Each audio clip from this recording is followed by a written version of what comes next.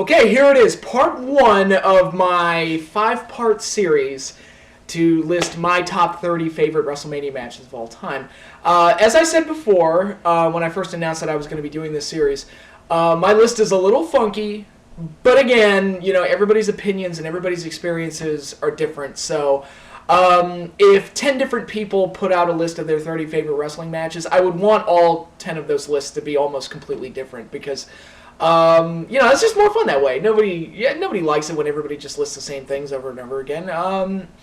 And my list is, like I said, it's a little funky, it's a little weird. It might not be what you would expect or what is the norm for most favorite WrestleMania lists, but it's my list, and these are legitimate answers. These are legitimately the top 30 WrestleMania matches that I enjoyed the most on the day that I made up the list. Again, I want to point out is that there are a ton of WrestleMania matches that I really love, really enjoy, so whittling down the list to even 30 was very hard. But, and again, if you ask me to do this list next year, it might look almost completely different. So it was just, it was just one of those, it's one of those weird things. It was very hard to put the list together. So, hope you all enjoy it. And again, I warn you, it's a little funky, but hopefully you find it entertaining and, you know, I encourage other people to make their own WrestleMania lists and of their favorite WrestleMania matches, and you know, generate a discussion about this because it is a lot of fun to do this, and it is, you know, there are many different WrestleMania matches that they could throw into the discussion. So yeah, hopefully this leads to something fun. So anyway, here's part one of the series. Let's start with number 30.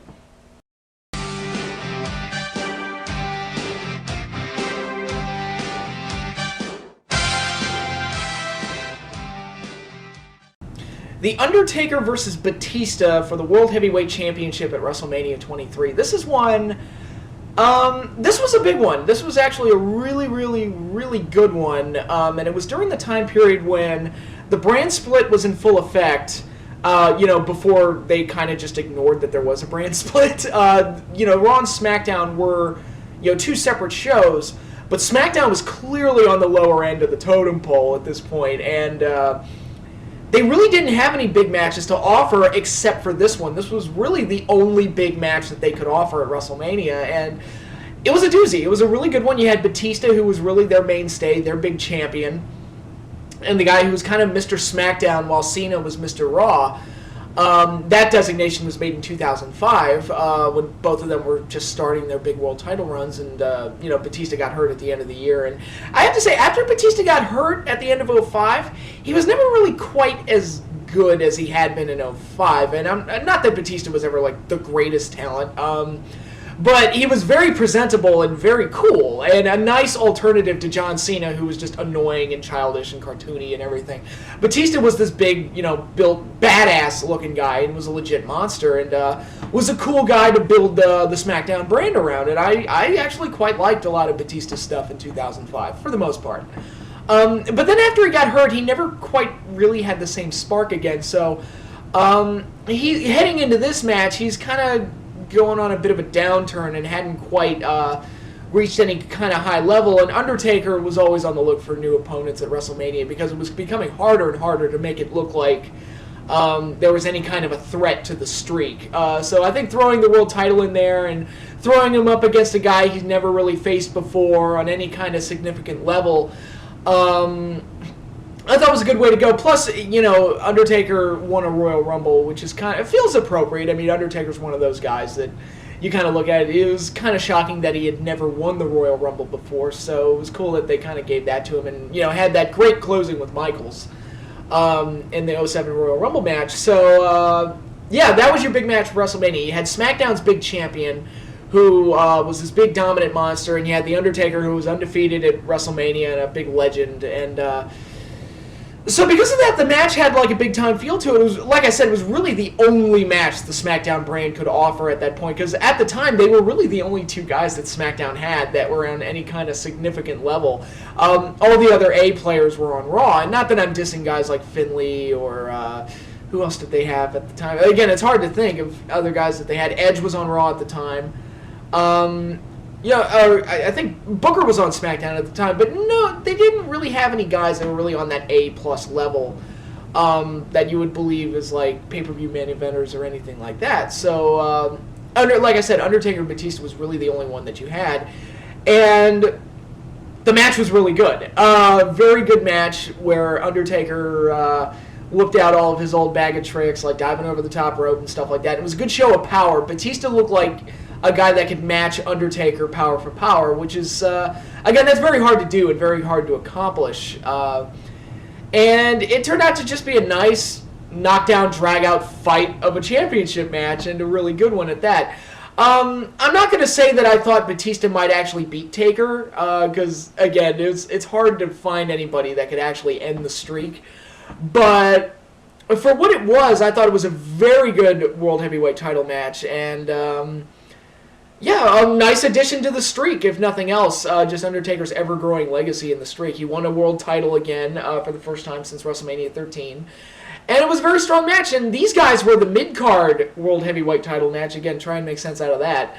And Cena and Michaels got to the main event spot, and quite honestly, I thought that while Cena-Michaels was pretty good, it wasn't a bad match by any means, I thought Taker and Batista kind of stole the show. So, yeah, they went out there and had a really good match. This is probably the best match of Batista's career, without... I mean, I can't think of too many that I would put on par with this one. And even the matches that Taker and Batista had later in the year, I don't think quite matched this one in terms of its excitement and its freshness and all the other factors they had going into it. And yeah, it's a little disappointing that they didn't have Batista go full-on heel going into this, and they kind of just had him play tweener, and that was a little disappointing. And I don't know why they didn't go full heel turn with him, but, you know, for the most part, I thought it was a very exciting match, very good. Undertaker won to the shock of no one, but overall it was a very good main event-worthy match that actually came halfway through the show, so go figure. But yeah, this one's a really good one.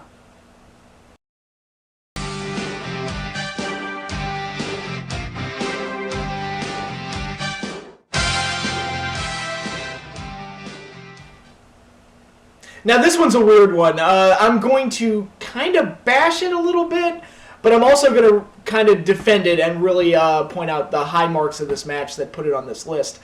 Ric Flair versus Shawn Michaels at WrestleMania 24 with Ric Flair's career on the line.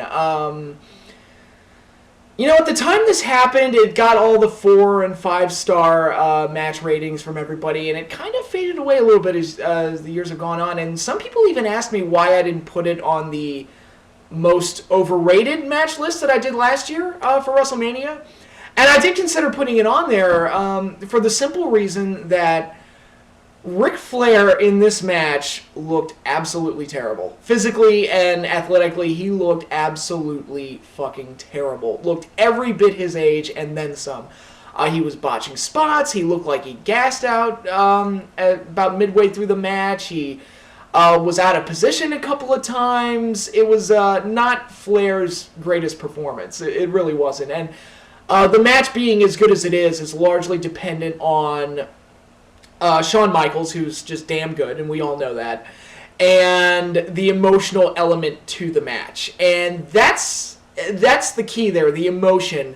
That's why the emotion and the situation that they had booked is why this match is on the list. And really hides a lot of the weaknesses, mostly in Flair's performance. And when the people that love this match, I never heard anybody say that it was a technical masterpiece, because it really isn't. Again, Flair looked absolutely atrocious in this match, but I think the emotion and the situation that they created with Ric Flair's career being on the line, and we all knew Flair was going to lose this match. I had this idea in my head that maybe they would do something stupid where Michaels would lay down for Flair, but I'm like, if they do that would just be stupid. But for the most part, we all pretty much assumed that Flair was going to lose. And I think the emotion of that situation led to a lot of really good moments and created great investment in the match. And, created a very nice WrestleMania moment with Flair getting to say goodbye to the fans and everything. I mean, that whole weekend was basically dedicated to saying goodbye to Ric Flair, which may have been overkilled a little bit, but it was still very nice and very emotional again. And I think that emotional element of what really carries the match over and lets me forgive a lot of the sins in Flair's performance. And again, you had Shawn Michaels moonsaulting all over the place to really make up for Flair's deficiencies. So that was all really good. And it has that moment in the match right at the finish where Flair had just been super kicked and he's stumbling to his feet. And Michaels just has this sad, droopy look on his face and just looks at Flair and says, "I'm sorry, I love you." Boom, super kicks him. Really great stuff. And, that's a very cinematic moment in wrestling. And that's very hard to do, to have the art form of wrestling and make it look cinematic. But that was one moment where they really did it. And again, when it was all over and Flair was retired, and ultimately didn't stay retired, for those of you who saw his TNA run, but it was still an emotional moment. There wasn't a dry eye in the house, and it was very well done and very classy. And all of that stuff aside, the well-booked situation, the emotional ending, and Shawn Michaels' great performance really carried the match over and really helped get it on my list, at least. And again, Flair's... Again, this was not one of Flair's better performances, and that really knocks it down a little bit, and why I guess it's only 29 on the list instead of being in the top 20 or the top 10. But for what it is, I do think it's very good, and I think it's the main thing that WrestleMania 24 is known for, and with good reason. It's not always about having a technical masterpiece or having the best executed moves. It's about that investment and telling that story and giving those emotional payoffs, and this match certainly did that. With a few bumps in the road along the way, but as it stands, this was a very emotional and very fitting match for any WrestleMania.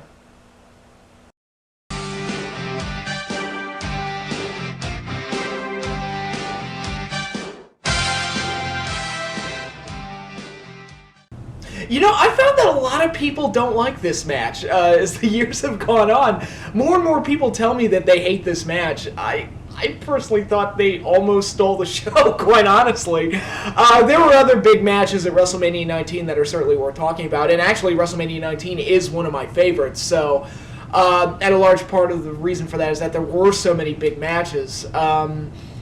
But I don't know. I made my video last year where I made the point that I felt that Lesnar and Angle in the main event was overrated. I said it was the most overrated match in WrestleMania history, even though it's not a bad match. It is overrated.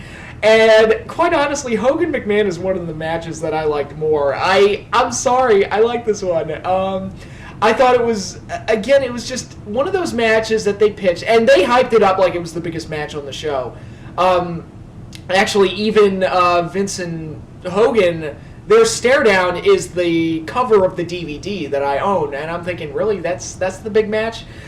Okay, you've got all those big matches, and that's the one you want to promote the biggest, and I don't personally understand that, because personally I wasn't that excited for this match going in. I thought, okay, it'll be this fun thing, Vince will get his ass kicked, and Hogan will Hulk up on him, and 3 punches, boot, and a leg drop, and that'll be it, and the fans will be happy, and there'll be that. It's like there won't be much to it beyond that.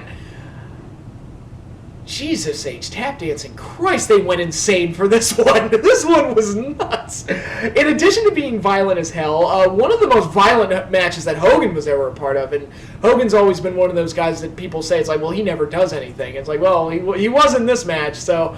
and there was blood galore, chair shots everywhere, a wild brawl. It was just nuts. And that spot where Vince McMahon actually did the Hulk Hogan leg drop off the top of a ladder to drive Hogan through a table is one of the craziest things I have ever seen in any match ever. And, kudos to them for doing that. I think they were in their mid-50s at that point. Or, no, I think Hogan had just turned 50, and Vince is a couple years older. But for them to be having a match like that... It's just insane. And, of course, you got that great shot of Vince peering over the side of the ring with the blood all over his face, and everybody said he looked like Satan. And Roddy Piper showed up and made his presence known, and that was a nice surprise. That legit shocked me. I did not expect Piper to show up, and that was a nice little, added flavor there. And I don't know. I just thought it was a lot of fun. Vince is a great villain, and I knew I had to get at least one Vince McMahon match on this list.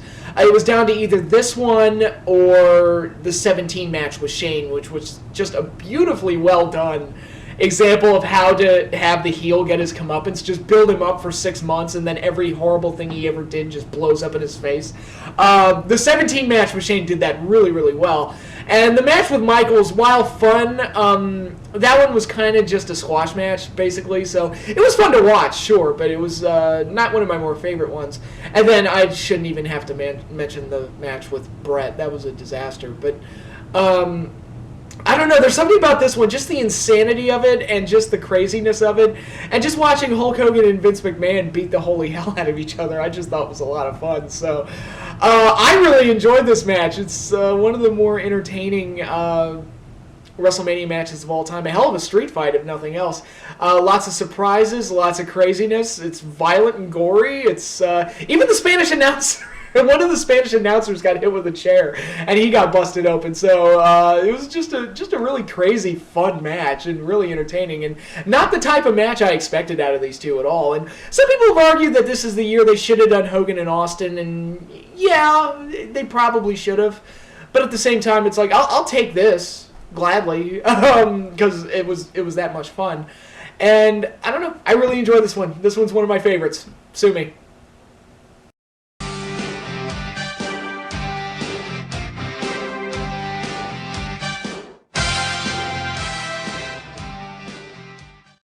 A point I really want to drive home with this particular entry is that a strong ending can make it awesome.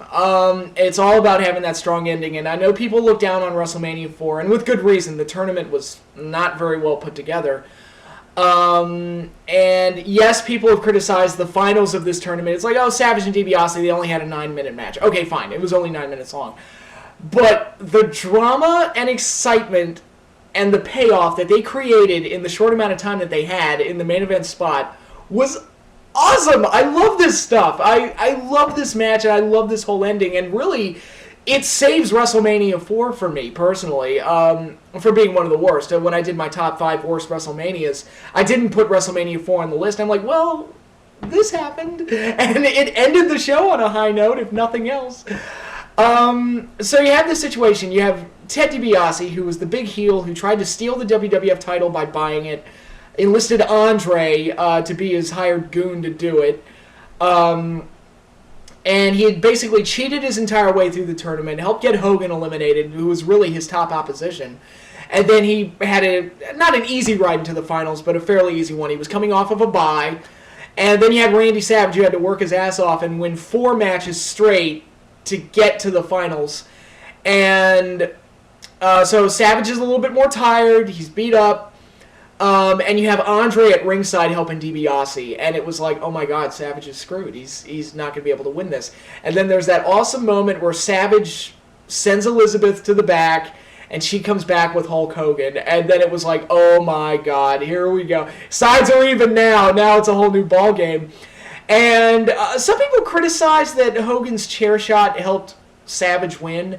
I personally thought it was fine because I'm kind of a, what's good for the goose is good for the gander type. But it's like, look, the heels had cheated in this match. Andre had put his hands on Savage and prevented him from getting an advantage over DiBiase, and they cheated all the way through the tournament. So I was like, what's good for the goose is good for the gander. But yeah, the ending here was so well done and so good, and Savage's title win felt like such a big deal that I can't help but love this. I mean, this is one of my favorite endings to any WrestleMania, and one of those, one of those moments that I look back on, I was like, wow, that was a pretty awesome WrestleMania moment. I really love that one, and it was also a big match for Ted DiBiase. Ted DiBiase was a great heel that hardly ever really had a big match at a WrestleMania. He had this one, obviously.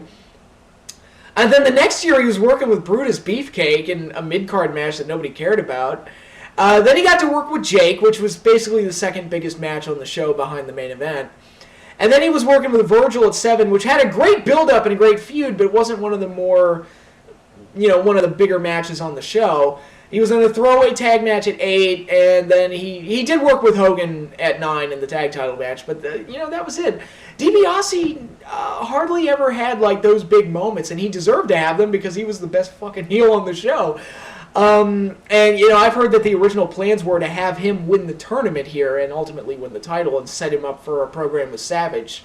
down the road, but plans were changed and Savage won the belt at WrestleMania. So you can debate whether or not, whichever one is the right call. Personally, if it were up to me, I would have been tempted to give it to DiBiase and then build to Savage and DiBiase at SummerSlam where Savage wins, but that I would have been tempted to do that. But for what it is, I thought this was a great moment, great payoff, and great drama and emotion and all those other good stuff that make wrestling stories work. And it was, Savage's big day in the sun. And just a great ending to a less than average WrestleMania, but a great ending nonetheless, and a great payoff to the whole situation. It would set up bigger things down the road, like the feud with the Mega Powers and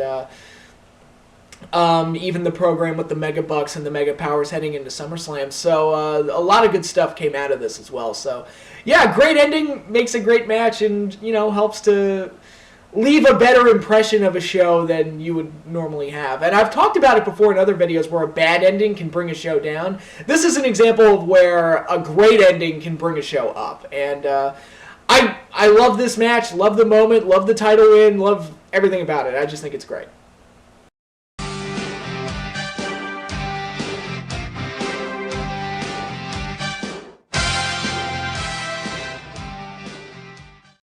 Next up, we have the famous Triangle Tag Team Ladder match from WrestleMania 2000. This match usually, on people's lists, tends to rank much higher. And I can understand why. If you like that type of match, that's fine. Usually, while I don't dislike it, I like those kind of spot-festy, car wreck, action-packed kind of matches. I certainly don't dislike them. They aren't usually among my favorites, because there usually isn't much substance behind them. It's just a bunch of guys diving off of ladders through tables and, whatever crazy shit we can come up with. And there's usually not much of a story behind it. And I'm not saying that the Edge and Christian match, the Hardy Boys and Dudley Boys matches were somehow more psychologically brilliant or anything. But these matches, they were fresh because this was the first time that you'd ever seen this type of stuff being done on such a huge level. And also, this is one of those cases where they really benefited from having a strong tag team division, because these three teams were the three best teams in the division, all fighting in these epic encounters and these epic matches where they were doing these death-defying stunts. And each team had its own unique look and personality as well. The Dudleys were vastly different from Edge and Christian. And Edge and Christian, while I guess you could argue they were kind of cut from the same cloth as the Hardy Boys, they weren't carbon copies of each other, and they weren't exactly the same either. So every team was different. Every team had their own unique style, and obviously Edge and Christian would go on to become one of my more favorite tag teams of all time after winning this match. But yeah, I think this one's probably my favorite one that the three teams had. I've said it before, I think their TLC match at WrestleMania X7, while not bad, is a little overrated. I wish they had just done something different with them, because I thought they were kind of spinning their wheels there. And the first TLC they had at SummerSlam was also very good. But this one, and again, it wasn't straight up TLC, but it might as well have been, given all the stuff they used. But for its creativity, its uniqueness, its freshness, for the heavy spotlight it put on the tag team division, for the highlight reel, I guess, this is a very, very good one. I wouldn't say it's the best WrestleMania ladder match of all time. Gee, I wonder which one I'm going to put above it. But it is a very good one, a crazy, crazy match, and a lot of fun to watch. And because it was the first of its kind, I think that helps it stand out a lot as well. So, yeah, very good one.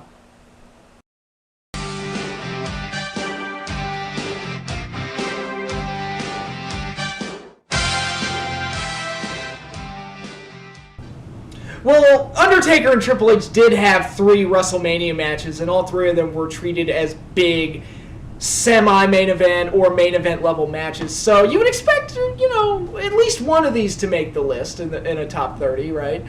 I'll be honest, I was never a huge fan of the 27 match. It's not bad, but I don't know, it just felt like the two guys were laying down for half of the match. It felt like the second half of that match was just them laying down, and again, it's not bad, but I don't like it as much as I do the other two. But this one I really like, and I think holds up really well. It's just this mad chaos kind of match with, the referee getting knocked out, who was down for an insane amount of time. I remember that being a criticism of the match, that the referee was down for way too long. But Triple H and Undertaker brawled all over the building, and it was that was a lot of fun to see a massive brawl break out through the big stadium, which that you don't usually see. Usually it's in the more smaller venues that you'll see brawling through the crowd and stuff, but so to see that on a stadium level was actually pretty cool. The choke slam off the scaffold was pretty cool, even though you could tell that Triple H's landing was cushioned as all hell. Just a lot of crazy stuff, and it was kind of a crazy build-up, even though it was only a month-long build-up. They made it crazy from week to week, so, by the time they got to WrestleMania, it was bound to be this wild and nutty, crazy hardcore match, and it was a lot of fun, very exciting. It was one of the few times that I really did feel like the streak was in danger, because this was the first time they ever really mentioned the streak and tried to do something with it. They said that Undertaker was 8-0 and that this would be his 9th WrestleMania match. And because they said he was undefeated, that just made me think that Triple H was going to win. It was like, well, they said he's undefeated, so that means that Triple H is going to win. So I never dreamed that going beyond this WrestleMania, they would turn the streak into what it ultimately became. But,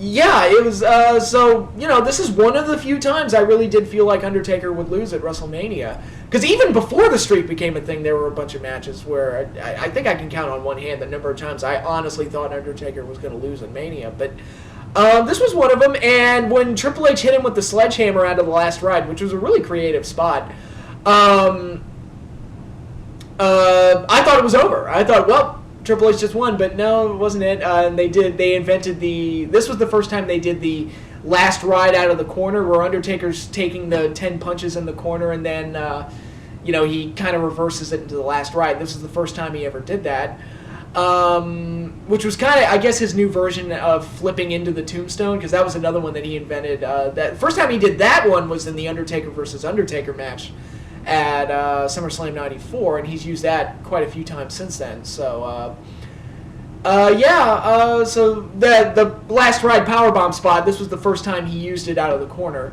And he was also doing the American Badass at this point, and this, some people kind of look back on the American Badass with fondness. Other people were down on it because it wasn't the Dead Man.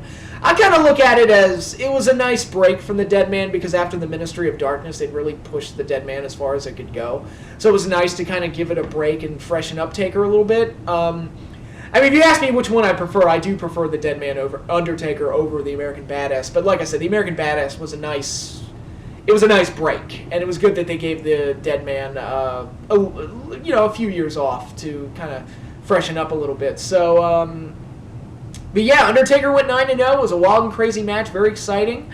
And trust me, this isn't the last time you'll be seeing WrestleMania 17 on this countdown, so be on the lookout for that. But as it stands, Undertaker and Triple H had a very good match. Another point I wanted to make, actually, this was one of the last pairings from the Attitude Era that you'd never really seen on any kind of a big level. I mean, going into this, we'd seen Rock and Austin, we've seen Rock and Triple H, we've seen Triple H and Foley, we've seen Austin and Foley, we've seen Austin and Taker, Taker and Kane, Rock versus Taker, Rock versus Kane. We've seen pretty much all of them, except for this one. So it was really good that we got this match at a WrestleMania. At the WrestleMania that I designate as kind of the end of the Attitude Era, so I guess it's kind of appropriate that this was really the last big pairing that we got. And like I said, wild and crazy match, a lot of fun to watch. One of Undertaker's better matches as the American Badass, and one of the reasons that WrestleMania 17 is so heavily celebrated. So it's a damn good one.